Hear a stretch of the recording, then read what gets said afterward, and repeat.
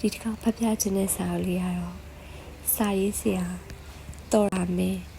တော်ရာဘာမီစတန်ယာရီရဲ့လူငယ်တယောက်စိတ်ထက်ကြနေသည်ဆိုတဲ့စာအုပ်လေးပဲဖြစ်ပါတယ်။ကိုခွင့်လွှတ်ခြင်း self forgiveness ငါဘာကြောင့်ဒီအမားကိုလုပ်ခဲ့ရလဲအတော့မကြလိုက်တာ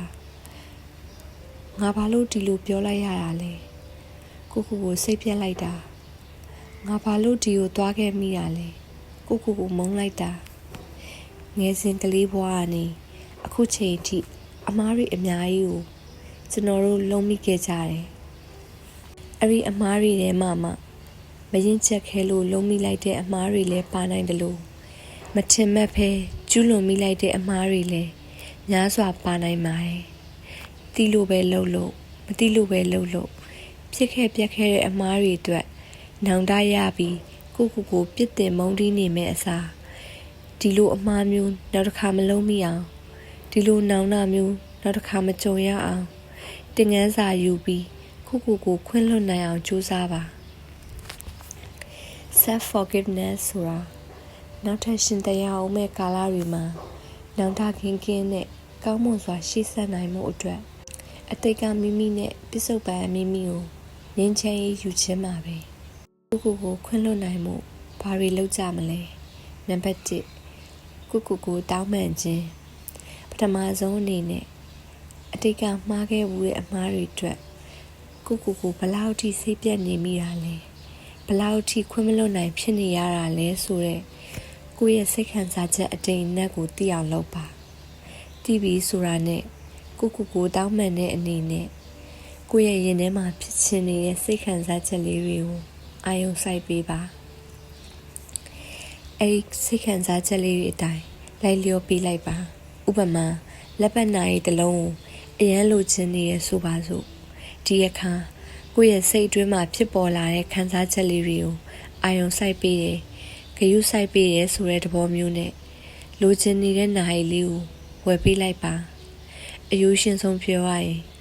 စိတ်ဆိုးနေလို့ချော့တဲ့သဘောမျိုးခွင့်လွှတ်ပေးဖို့တောင်းပန်တဲ့အနေနဲ့လိုချင်တာဝယ်ပေးတဲ့သဘောမျိုးပါနံပါတ်2အတိတ်ကအမှားတွေကိုလိုလားအတိမတ်ပြုပြီးလက်ခံလိုက်ခြင်းအတိတ်ကအမှားတွေကိုပြုပြင်ဖို့ခက်ခဲနေပြီဆိုရင်ပထမဆုံးအနေနဲ့တင်မှားခဲ့ကြောင်းလက်ခံလိုက်ပါဟုတ်တယ်ငါမှားခဲ့တယ်လို့တစ်စက်ကထုတ်ပေါ်ရည်ရွတ်ပြီးအမှားတွေကိုအတိမတ်ပြုလိုက်ပါခေါင်းထဲရရောရင်ဘတ်ထဲရပါအတွေးတွေကိုဖွင့်ထုတ်လိုက်တဲ့အခါတင်အတွက်ဝင်ထုတ်ဝင်ဖို့မဖြစ်တော့ပဲတက်တာသွားပါလိမ့်မယ်ဒါအပြင်တင်လောက်ခဲ့မှုတဲ့အမှားတွေကနေတင်ငန်းစာယူဖို့လဲလွယ်ကူသွားစေပါလိမ့်မယ်နံပါတ်3ကိုအကြံပေးခြင်းတင်တငယ်ချင်းသာတင်လောက်ခဲ့တဲ့အမှားမျိုးကျူးလွန်မိခဲ့မယ်ဆိုရင်တင်သူတို့ကိုဘယ်လိုအကြံပေးမှာပါလဲတင်သူတို့ကိုပေးမဲ့အကြံအတိုင်းတင်ကိုယ်တိုင်လှုပ်ဆောင်ကြည့်ပါဒီအခါကိုကအကြံပေးသူအနေနဲ့ဖြစ်သွားပြီးကိုယ်တိုင်ဘာတွေဆက်လုပ်တင်နေဆိုတာသိရှိသွားပါလိမ့်မယ်ဒါအပြင်တချို့အမှားတွေဟာအပြစ်တင်စရာမဟုတ်ကြောင်းနားလည်လာပါလိမ့်မယ်နံပါတ်4လွတ်ချခြင်းနဲ့ခွင့်လွှတ်ခြင်းစုပ်ကင်ထားတဲ့အတိတ်ကအမှားတွေနဲ့နောင်တတွေကိုလွတ်မချနိုင်တဲ့ခွင့်မလွတ်နိုင်တဲ့ကျွန်တော်တို့အေးချမ်းသာယာနေမှာမဟုတ်တလို့ရှေ့ဆက်လို့လည်းရမှာမဟုတ်ပါဘူး